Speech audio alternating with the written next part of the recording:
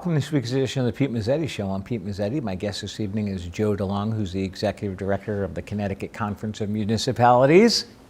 Pete, it's good Hi, to buddy. be back. How are you? Good to see you. I'm good. Got my chair back. I know you do. So there's a lot new, and we're going to cover it all tonight. We are. I'm excited. I know. Exciting conversation. I know. Well, let's start talking about it. I guess CCM came out with a report not long ago, and I was wondering if we can talk about it. Yeah. Listen, I would love to. So as you know, we've talked about on here before. A little over a year ago, Dalio Education released a report about the crisis that we have in Connecticut of at-risk or disconnected young people to the tune of 119,000. Okay. So in response to that, the CCM Board of Directors put together a commission called the 119K Commission, named after those 119,000 at-risk and disconnected youth, and really began a year-long process of studying this population and what we could do in Connecticut to effectively address this crisis. And as a result of that work, as you said just a couple weeks ago, that commission released this report titled Young People First, and it has 22 very robust aligned actions that really provide a roadmap for the residents of Connecticut, policymakers of Connecticut, how to effectively address this crisis that we currently have. Okay. So, here to talk about that. Well, how many people were on the commission? The commission was made up predominantly of municipal CEOs. All right. So mayors and first selectmen from towns and cities all across the state.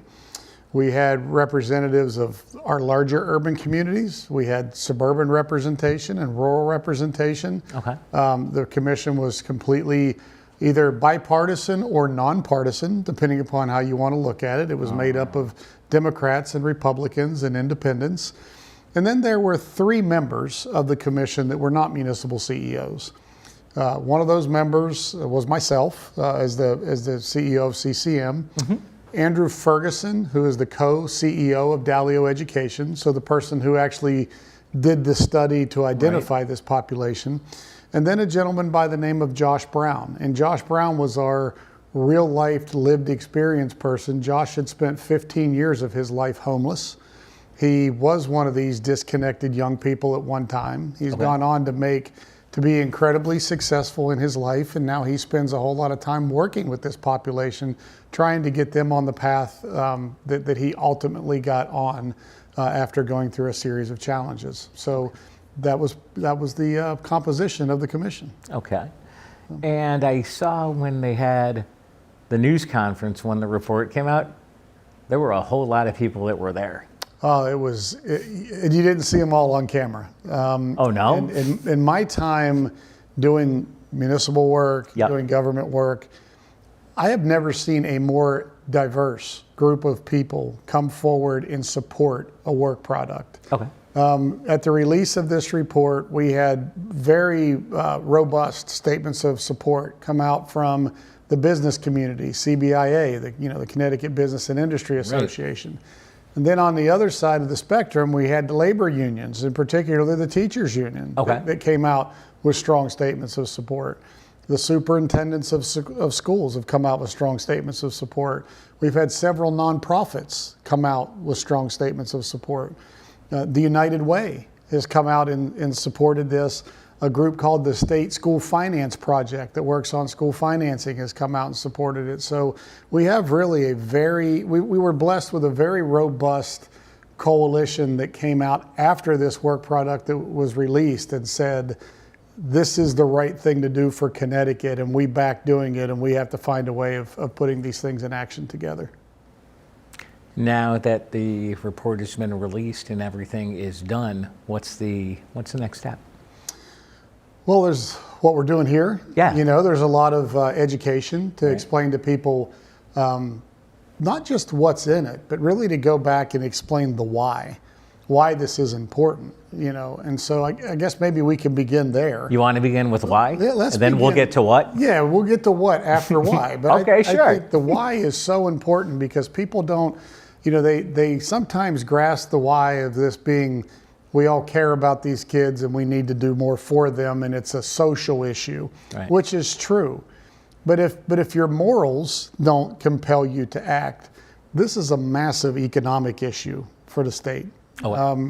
We spend annually in the state budget, either spend and or lose, a combination of both, about $750 million a year because of this population. That's a staggering number when you think about it. $750 million a year budget hit that we currently have year after year after year into perpetuity. You know, I always explain to people on the simplest terms, it's a whole lot cheaper to educate somebody and employ them than it is to incarcerate them. Right, exactly. You know, so if we can figure out the right way to do it and get people on the right path, there's a huge financial benefit. Right. But also just in terms of the state's GDP growth, the estimates are that this level of disconnection is costing the state about $5.5 billion a year in lost GDP. So it is a really massive economic issue for Connecticut. There is a significant amount of opportunity to address what we're seeing right now, which is pretty significant lost opportunity. So that's the big part of the why. Now, if you meet these young people and what they go through, and you understand who they are, there's a real moral, emotional, compelling reason to the why as well. I think sometimes people have the idea of, you know, or a fixed set in their mind of how these young people got this way. You know, I hear a lot of times, oh, it's all about fatherless families. That's a problem, and you have to break that cycle, but that's not the only problem. We have a lot of these young people we've met, it's been medical issues with their parents. You know, parents who have lost jobs because of having multiple strokes and things of that nature that have caused them to fall off. A lot of times it's abuse. Whether it's, we've talked to people who are victims of sexual assault or other types of abuse, emotional abuse, things of that nature. There are a variety of things that young people go through. One of the things that I found really compelling to me was, you know, the name of the report is Young People First. One of the original, when we started this work, one of the original comments that we used to make was developing a report that was titled, Meet Me Where I Dream. You know, always talk about meeting people where they are. This was about meeting a young person where they dream so we could create a path for them to get there. How do you achieve those dreams?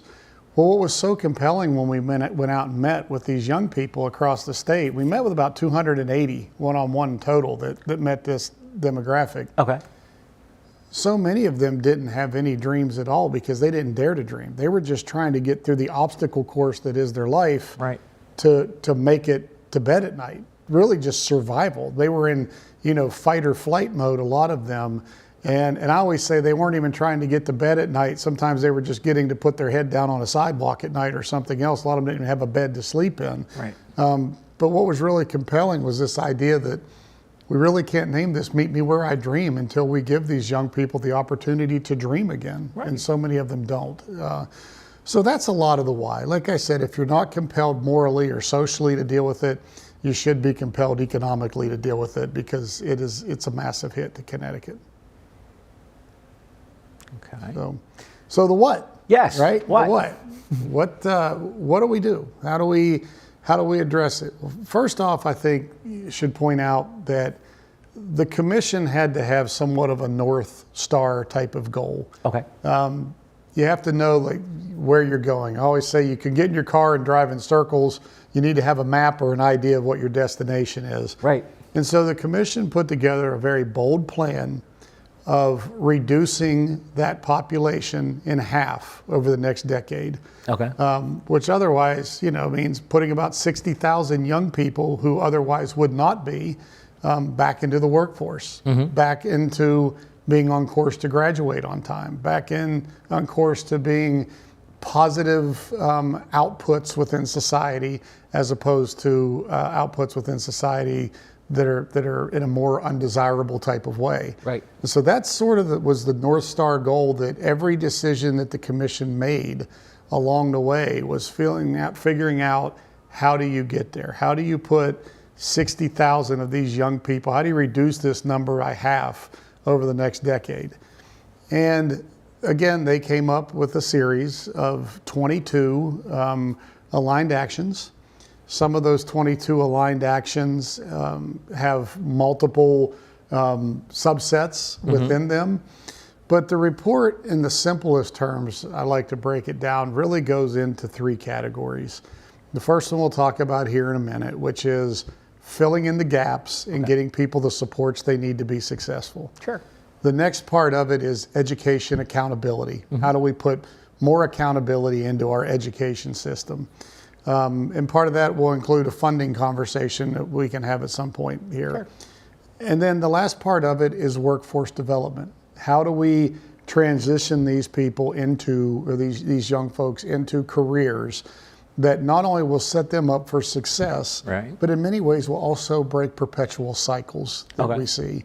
And so that's really the path, I think, that the commission took in many ways. And it's complex and it's wonkish, but when you really break it down, it's very reasonable. And there's a lot of common sense to it, I think, as well.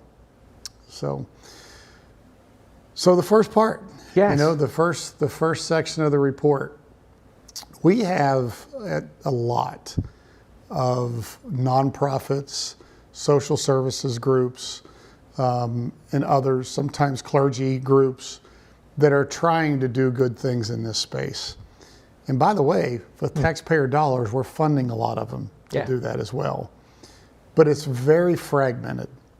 And when you think of a young person, you have to really, and this is not just me or the commission, every expert will tell you this, you have to think of their needs like a hub and spoke model of a wheel. Sure. The hub is putting the young person at the center, and the spokes are meeting all of their needs. What we do a lot of times in Connecticut is we fund really good, well-meaningful programs that are a really good spoke. So you have the young person at the center, and the spoke on that wheel is a program that's a really good program that could really help them. But the problem is, if they don't receive the other spokes that they need, the tire still goes flat. Exactly. And so a lot of this report talks about how to take all of the good things that we are already doing and build them into one statewide network of supports that then puts a young person at the center, and it makes sure that there are no gaps, that every one of those spokes are fulfilled. Because if they have 5 needs and you meet 4 of them, you might as well have not even spent the money to meet 4 of them, because they're still going to fall off due to the 5th. Right. And so this idea of building out that robust network so a young person doesn't fall through the cracks. Now, a couple of things there about falling through the cracks that currently happens. Number one, as you know, we're hyper-localized. Right. So there are some cities and some towns that do this very well. But the moment that a young person crosses the border, their case management's lost. If it's all done just locally within a town. So that's one thing. We have to build this system that is tracked regionally and then is also tracked at a statewide level. So when a young person moves, if they go from one city or town to another, that the support systems that they need move with them, or new ones take their place, so we don't lose them. Right. That's one area. The other area that happens quite a bit is a young person can transition or age out through certain parts of the system. So if I'm under the age of 18 and my needs are being met and I am on track in a positive way, and then the moment that I turn 18, the support systems that are supporting me don't support adults, now all of a sudden I fall off. And again, all of that work, all of that taxpayer money that was spent, all of that investment can then be lost because this person fell into those cracks, fell into those gaps. So the first part of this report really builds a whole lot of that data tracking, it builds a whole lot of that network, and it makes sure that the cracks are filled in, that the gaps are closed. Now that's the system itself. The other part of it that's really important is, how do you get into the system to begin with? So you build this very robust system where there's no gaps and there's no cracks, but how does a young person access it? Well, right now, one of the ways, there's different ways, but there's not a real good coordinated system, But one of the ways, clear back in the mid-1970s, which is remarkable when you think about it, it's been this long. Clear back in the mid-1970s, the state of Connecticut entered into a partnership with United Way to build out the 211 system Yes. for help and supports. Sure. United Way has done great work when it comes to that, but that system has not been funded or not been allowed to evolve since then. So what happens, a couple things. One, if you do pick up the phone and call, you might actually get through, but if you don't know the right terminology to get supports, you might not be able to get them anyway. Right. Now, what does that mean? I'm sleeping on I don't have a home, but I'm sleeping on my friend's couch. My friend's mom says, tomorrow you've got to go. I've let you stay here for 2 weeks, can't stay here forever. Right. Tomorrow you have to leave. I call 211 and I say, listen, I've been sleeping on my friend's couch. I don't have a home. Tomorrow I have to leave. Where can I go? Where can I get some supports? Is there a shelter that can take me? What's available? The answer you're going to get is you need to call back when you're homeless. You're sleeping on your friend's couch. You're not homeless. We can't help you. That's the first answer you're going to get. Oh, good. That's if you even get through. Your call might get dropped. Right. Or if you get through and you know the right terminology, then you might get put on a waiting list somewhere because there's not capacity. Right. There's those gaps. That's the challenge with the system as it exists now. But on the front end of that system, here, think about the irony of this. I always kind of laugh when I tell this. When 211 was created as a number to call, Right. people either had a landline phone or maybe a pay phone. Now every young person in the world and all of us, we're all walking around with cell phones in our hands. Right. But nobody uses them to call anymore. Of course not. These young people use them to text, they Yeah. use them to snap, they use them to...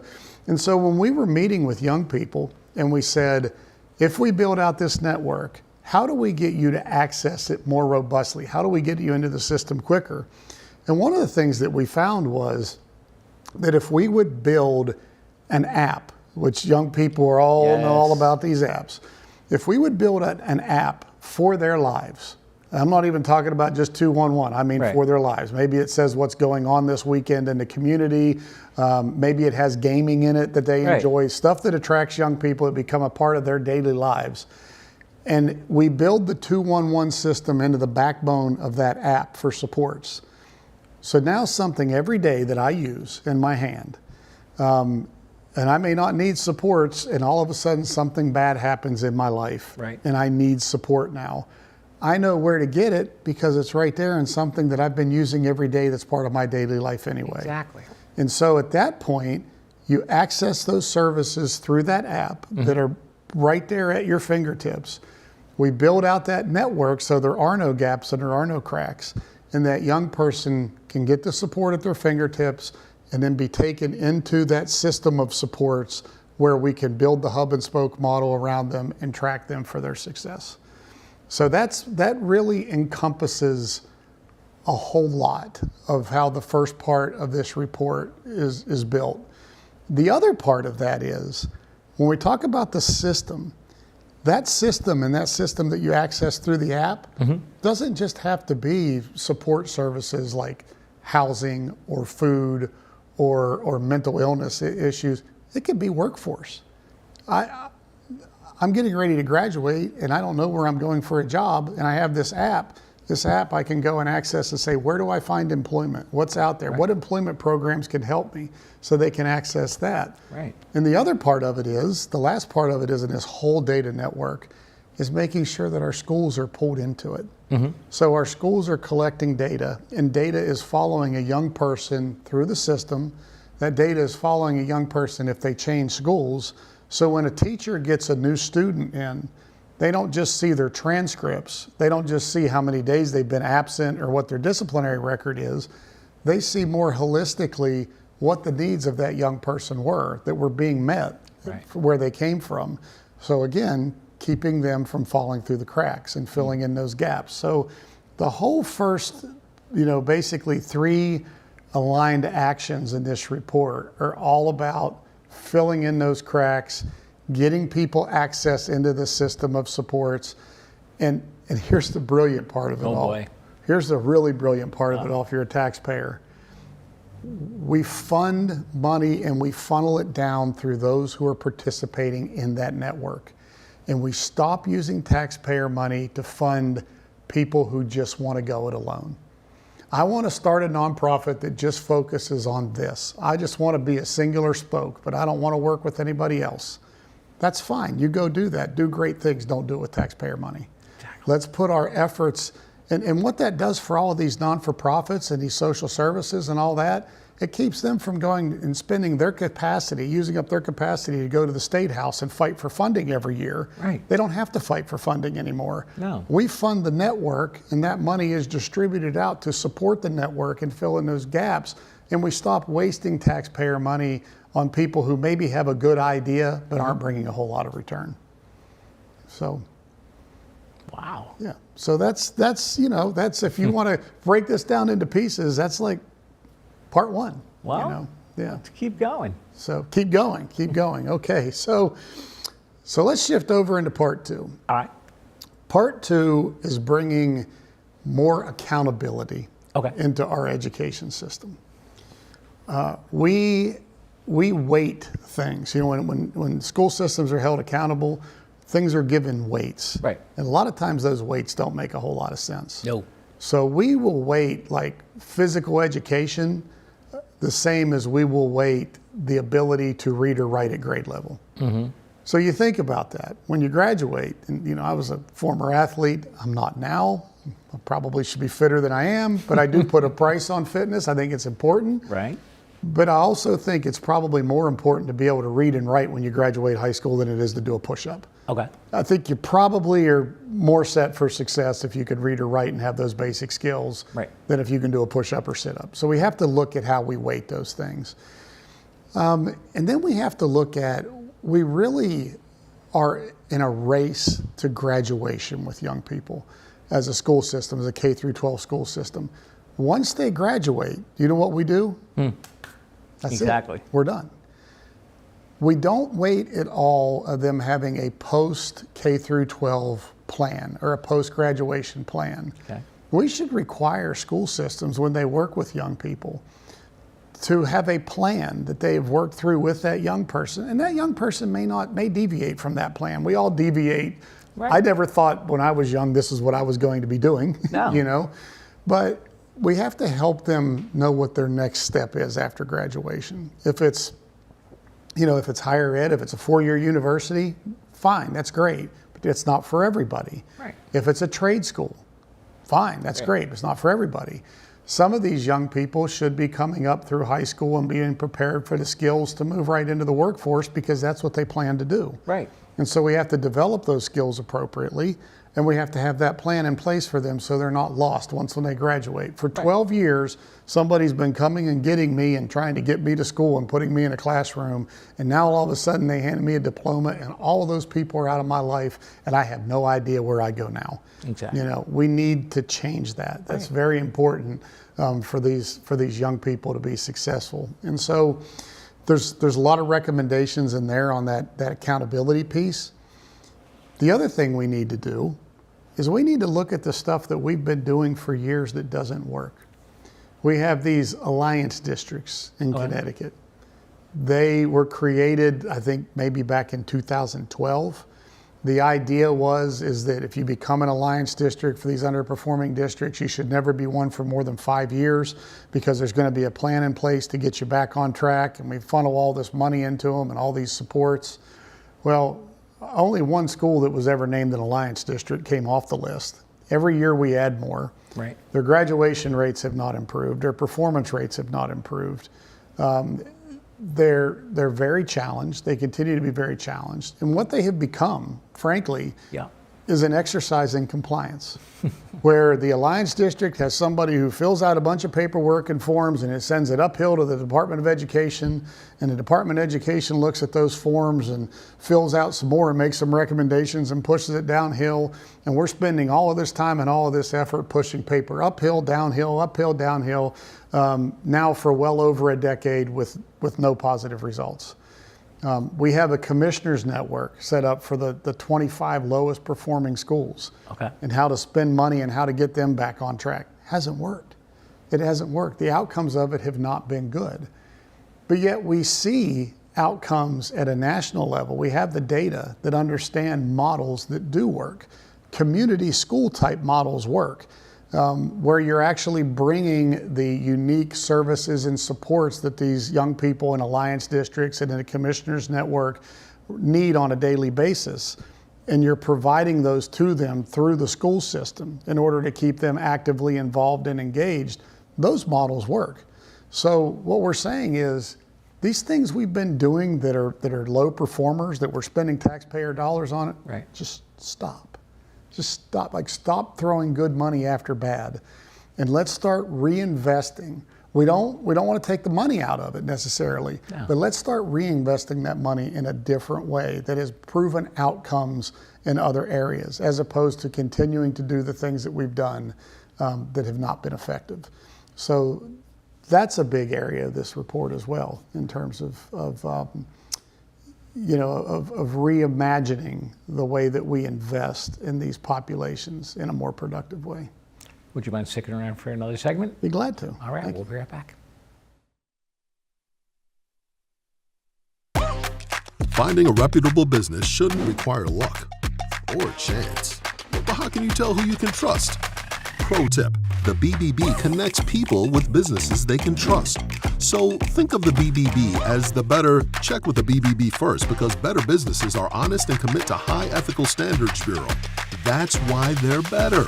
Always look for the sign of a better business and find a better business anytime at bbb.org. I am a grounds maintainer and a family man. I'm a police officer and an athlete. I'm an EMT and an animal lover. I'm a tow truck driver and a world traveler.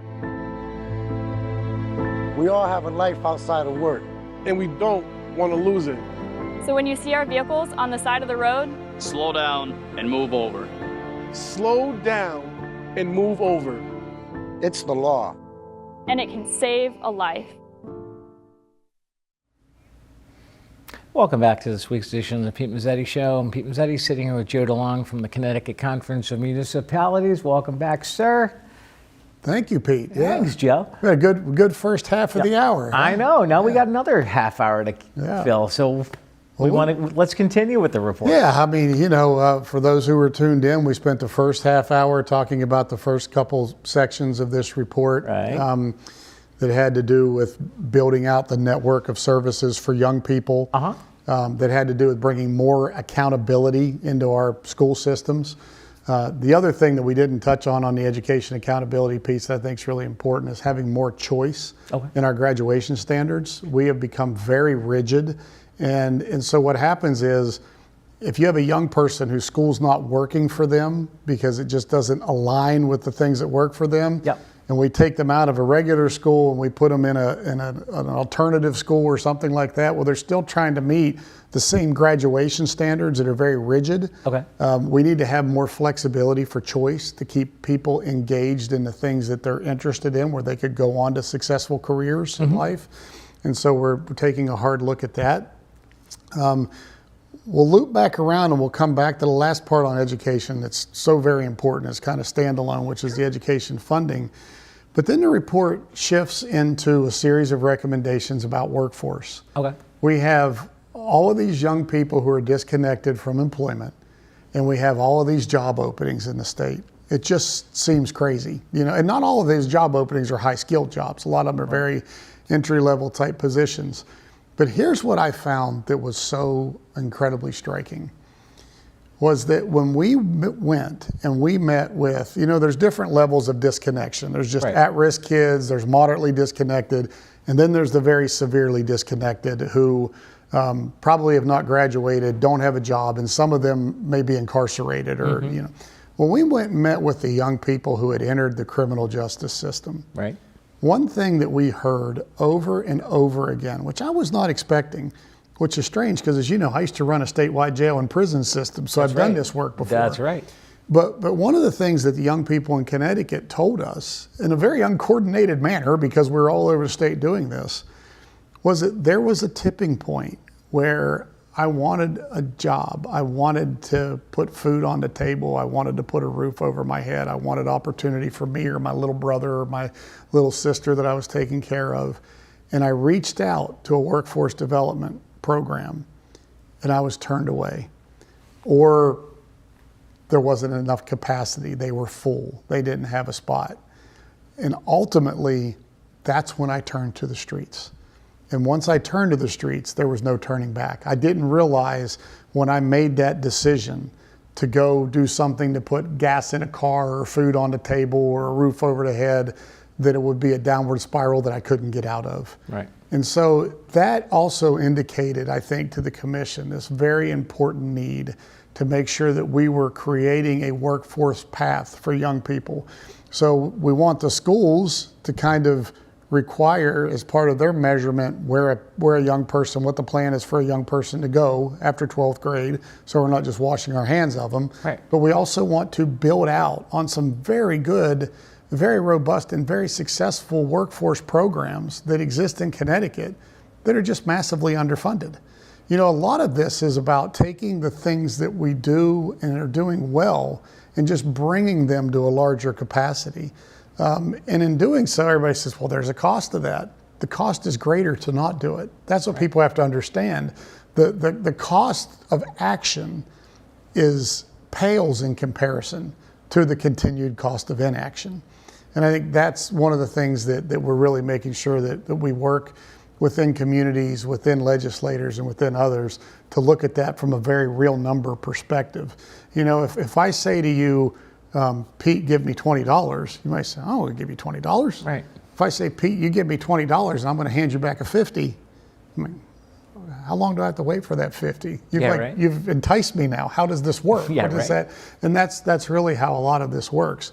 But on the workforce side, we can show in very real terms, not only reducing the other cost of the challenges that are created by these young people not being employed, Right. but also show the return on that investment in terms of taxpayer dollars into the system of these young people now paying income taxes and sales taxes and all of those other things that they're not engaged in. So that last section of that report really goes deeply into that on the workforce side. Now, Yes. the education funding piece. So here's the way this report is developed. As I said, there's 22 aligned actions. Okay. 21 of them are kind of built in on a funding piece, and how do you pay for them, how do you implement them. 21 of them kind of go together in a system, in a network. But the independent driver of all of it is actually the funding of public education and where we are as a state. There is a narrative out there. This is why this work is so challenging. There is a narrative out there that is not an accurate narrative when it comes to how we fund public education. The first thing, this is all statistically factual. It's not opinion. It's Right. not. The state of Connecticut, in real dollars, in real terms, has reduced its commitment to public education just since 2017 by over $400 million a year. $407 million a year that the state of Connecticut has reduced its proportion of public education spending. Now you'll hear, nobody hears that. All you'll hear is, well, we've made historic investments in public education. We spend more in public education now than we ever have. Right. You know, we've increased public education significantly over the last couple of years. All that's true. Yes. But it's all lagged inflation. It's not kept up with inflation. So what that means is proportionally, the state's proportional share of public education has gone down. The municipal share, which is the property tax, proportionally has gone up. Ah. So as certain state leaders will say, well, we haven't increased taxes. Yes, you have. You just took $407 million of state cost and you shifted over into the property tax. Right. So your fingerprints weren't on it. Exactly. But that's absolutely a tax increase.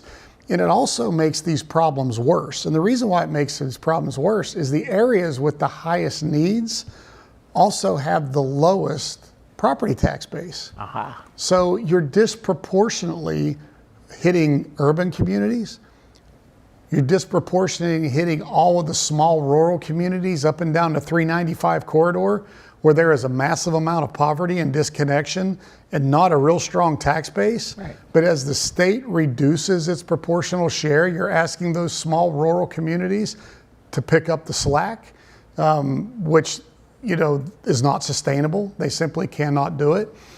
And so this report really goes into great detail of pointing that out. When you look at it per student, it's about $400 per student Right. just since 2017 that the state has reduced in real terms its share of public ed. Now, we say, well, okay, but we still do a really good job of public education in Connecticut, right? And we're still really committed to it. Sure. Proportionately, the state of Connecticut at the state government level now proportionally covers about 36% of public education costs.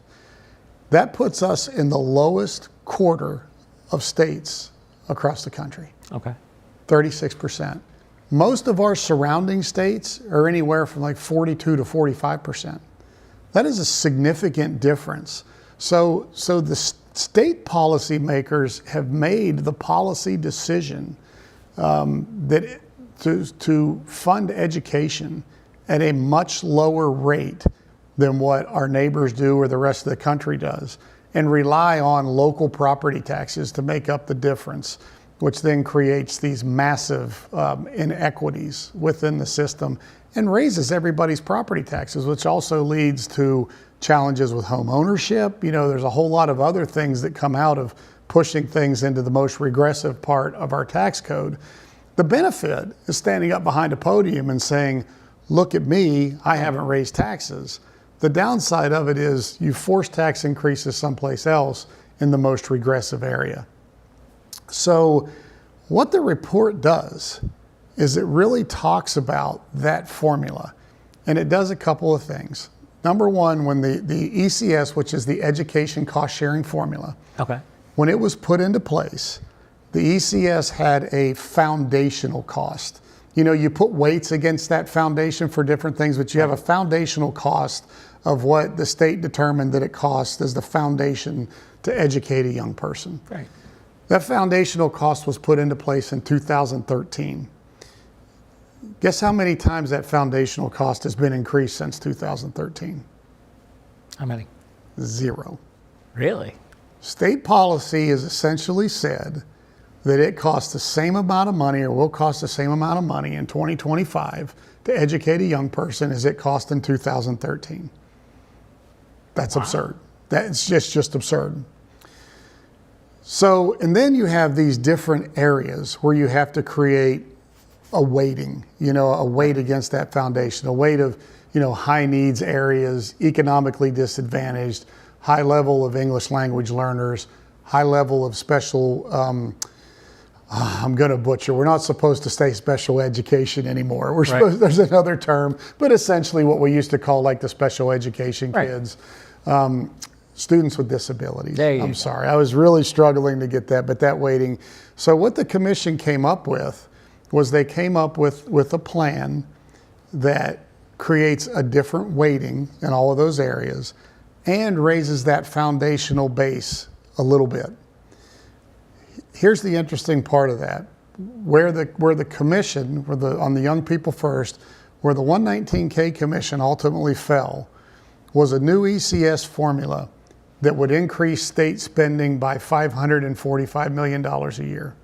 Sounds like a lot of money, doesn't it? It does. It does. And it is. I mean, I'm a pretty fiscally conservative guy. It is a lot of money.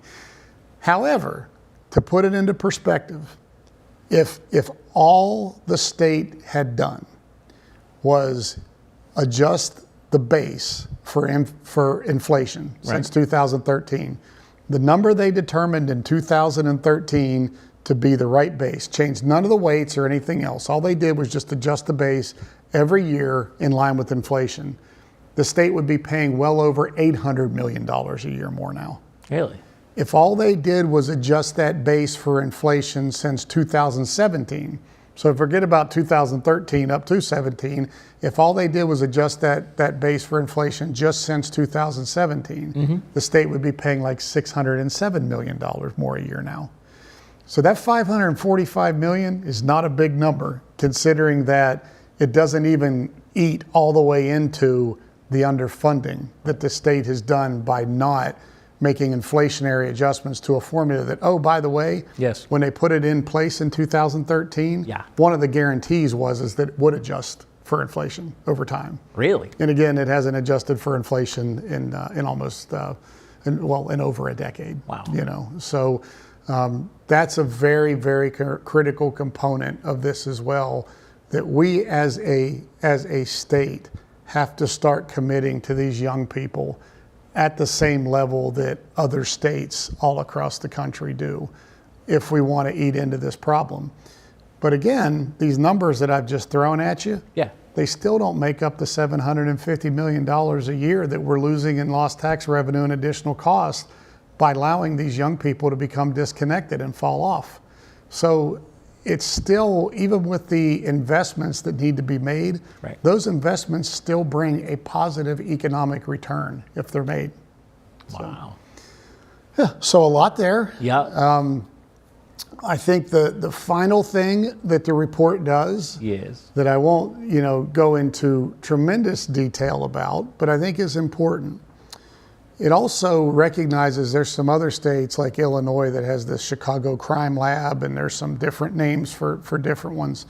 But it also recognizes the need to create an independent from state government, maybe at Yale, maybe at the Tao Youth Justice Center, maybe through UConn. We need to find a partner. We need to find a philanthropic group that'll have to get it started. But we need an outside of government kind of quality control group that goes and says, when you put all these things in place, that can come back. We can't have a group like these mayors and first selectmen who did this Young People First report. No. They can't do this every year. No.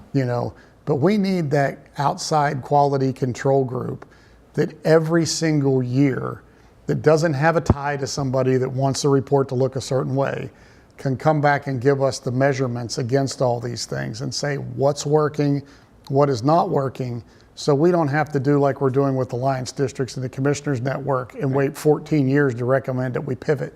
Right. We can pivot when we need to pivot in a more robust sort of way. So, a lot of stuff there. Well, there's also Yeah, stuff there. So Yeah, a lot of information. it is. What else do we want to touch on regarding the report? We got some time left. Well, I think one of the things that we really should touch on about this is the collaborative nature of this work. All right. How this involves, I think we mentioned at the beginning of the program about all of the various groups that have come out in support of this. It's more than that. It's more than the Business and Industry Association and the teachers unions and the superintendents and others. By the way, the Speaker of the House, Matt Ritter, came out and said, there's a lot of stuff in here I really like. This is great. I appreciate him doing it. We had the minority leader of the House. You're talking about the bipartisan nature of it, who was at a campaign event a couple of weeks ago. And when people asked him, what are the big issues for this upcoming session? He said, well, this disconnected youth is definitely one of them. Like, people are recognizing this is important. But this is one of those issues, as part of that recognition. We have to keep learning from each other, and we have to keep engaging, Right. and we have to keep educating communities. I will tell you, and I've never been a person who's really worried about, the 55-year-old blogger who lives in his mom's basement. Right. However, you do see some articles about this come out, and you'll see somebody in a comment section of the newspaper, and they say the most inaccurate, off-the-wall type of things. Of course. And I don't necessarily begrudge them for that, as much as I understand our need to continue to educate and get accurate information out to people so they understand it. That we're not talking about all criminals here. We're not talking all about kids that come from fatherless families. That all of these young people have a different story. And we're not talking about young people who aren't trying. Some of them are trying to get through this obstacle of their lives in ways that many of us who are very successful, who come from different backgrounds, would have given up on a long time ago. Right. And so I think continuing to share and to highlight their stories. And as adults, to stop doing dumb things. Some of the things that aren't in this report that are so remarkably dumb, and that's not the most eloquent word, No. but that's what they are. Right. We went to a school system where we met with a large contingent of young people at this high school who we learned in the meeting with them. At first I thought, well, this not right, this can't even be legal. And then I found out that every kid at every table was talking about the same thing, that the high school system started having problems with fights in the bathrooms. So their response to that was they just closed all the bathrooms. Oh, good. So we're sitting with, 100 plus young ladies in high school who are saying 1 week out of the month, I can't go to school. Right. So what do you mean? Right. I have hygiene needs. Exactly. 1 week out of the month, I can't get in the bathroom. So 1 week out of the month, I don't go to school.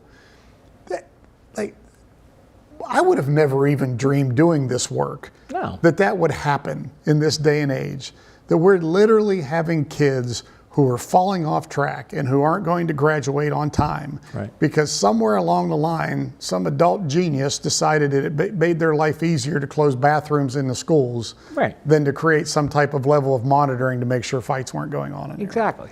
So, that's an accountability piece too. There's a lot of, the majority of people in our school systems are doing amazing work, or they're really trying to do amazing work.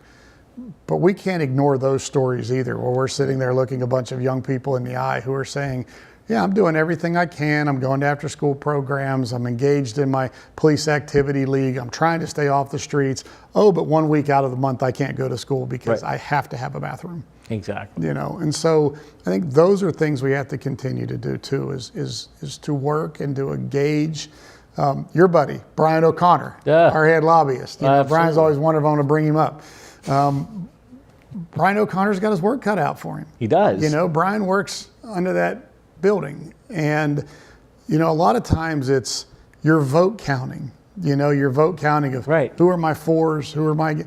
Nobody's against helping young people. There are no againsts. No. But you have to go around and you have to answer people's questions and get them to understand why the recommendations are set the way that they are. It's not just a group of mayors and first selectmen who sat around a table isolated and said, I think this, I think this, I think this. No, they went out and they met with young people directly on the streets. And then they met with experts, subject matter experts within Connecticut. They met with subject matter experts outside of Connecticut. They met with people who are doing this work on a daily basis. They used the Boston Consulting Group, which the state uses all the time when it needs an outside expert to really come in and analyze something. They used the Boston Consulting Group to analyze data in Connecticut, to analyze where we're not keeping up with the rest of the country, to analyze where we're not putting best practices into place. And so the job of somebody like Brian O'Connor is to curate all of that. Right. And to work his way through that building and to be an asset to the people who have to make these decisions and get them to understand why, and to not do it in a way that puts them on the defensive. I will tell you that the General Assembly itself, I'm no stranger to being critical of things that they do. No. But the General Assembly has worked really hard in this area. They've worked to try to get up education funding. They've worked on the criminal justice and juvenile justice reform. They have shown a great interest in doing this better on both sides of the aisle. And they also helped in the formulation of this report. It wasn't like we did the report and here it is, surprise. Right. There were meetings with legislative leaders along the way. But we have to get the administration to move. That's a challenge. The bureaucrats like to do what the bureaucrats do. Yeah. And doesn't mean their heart's not in the right place. No. Doesn't mean they don't do good work, but bureaucrats are hard to move. Right. And so I think we have our work cut out for us there as well. Absolutely. So. Now we talked a little bit about CCM in the beginning, and you on your board of directors also, we have a mutual friend on your board. That would be the illustrious first selectman of the town of Old Saybrook. We have a lot of mutual friends on that board, I'm sure. Carl Fortuna, I know, has been a regular guest on your show. Absolutely. And CCM also has a huge part of CCM is we have this insurance risk pool called CIRMA, the Connecticut Interlocal Risk Management Agency. Right. So Carl is not only on our board, but he has been the person on our board that's been chosen to be the chair of KERMA. So he's not only participating as a CCM board member, but he's also overseeing what really is a fairly significant, I think about $90 million a year in premium insurance operation. Really? Now, Carl is handsomely compensated for that work. He Right. gets $0 a year Okay. for it. So, it just tells you about his commitment. He does the work that he does in his his community. Yep.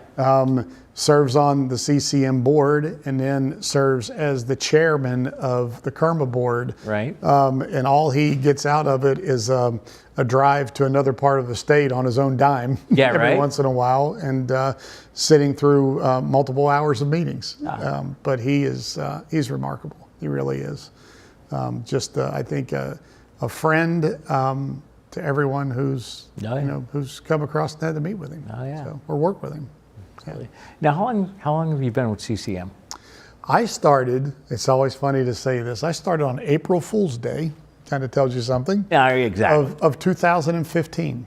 So I am coming up this next April, I will have completed a decade. Wow. With CCM. So time flies. It does. And I've seen a lot in that time. I've seen a lot of good people come and go. I've seen a couple knuckleheads come and go, Exactly. along the way, but it's been a great ride. Now, if people want to go to the website, can they find the report on the website? Yes. So if you go to our website, which is ccm-ct.org, Okay. you can find the Young People First report. You can also find a media page in there that lists the series of organizations that have come out with positive statements of support for this, as well as the multitude of media stories. And when this is up by link, Yes. it will be on there as well. It will. Yes, sir. We will include it on You're there. gonna put that up? Well, of course we would. Why wouldn't we? Excellent. I might put it right at the top, Pete. There you go. So Wow. Well, all right. Now, as far what are we got some time, a little bit of time left. Tell us what else CCM does for their towns that they cover. Everything. anything they need. Yep. I mean, anything they need. Earlier this year, we released a big flooding study report on how to mitigate flooding, which is becoming a massive issue in the state and something that people have had a real hard time getting their arms around. That was, interestingly enough, a work product that took almost 2 years. And when the first draft of it hit and was ready for release, the day after that is when the historic flooding hit Oxford. No. So the report came out right after that, and I think a lot of people looked at it and said, "Oh, they did this, in a response to Oxford." It was actually a two-year product that hit, or the draft, one of the final drafts came down and was ready to go the day before that flooding hit. Wow. And it was interesting. We actually intentionally held off. Probably a week longer before releasing it because we didn't want people to think that we were just jumping on a tragedy and trying to put a report out. So we do that. We provide that kind of guidance. We do a lot of education and training. We advocate at the national level as well. We returned a massive amount of additional ARPA funding to Connecticut. And what I mean by additional is cities and towns all across the state received ARPA, all across the country received ARPA funding. Right. But because Connecticut doesn't have any county government, Right. the county government ARPA funding was not going to come to county structures that don't exist. Right. We lobbied on the Hill in DC, and we made sure that the county allotment came to Connecticut and was divided up amongst the towns and cities. And what ended up happening was many of our smaller communities actually received more money from the county allotment as a result of our advocacy than they even received from the municipal allotment that was part of the regular ARPA plan. So our ARPA dollars for our towns and cities were essentially doubled in Connecticut because of the advocacy that we did on the Hill. So what I always tell our newly elected members is look at your staff and figure out where you don't have capacity. What is it that you wish? I wish I had a staff person that could do that, or I wish I had this subject matter expert. look at us as an extension of your staff. So we come in and we fill in the needs where your individual city or town has a certain need but doesn't have the ability to fund that need. That's what we essentially pride ourselves in doing for our members. Joe DeLong from CCM, we're out of time, but I want to thank you for coming down. Hopefully we'll see you again soon. Sounds great. All right. Appreciate it, Pete. Thanks, Joe. On behalf of Joe DeLong, I'm Pete Mezzetti. Thanks, good night, and we'll see you next time.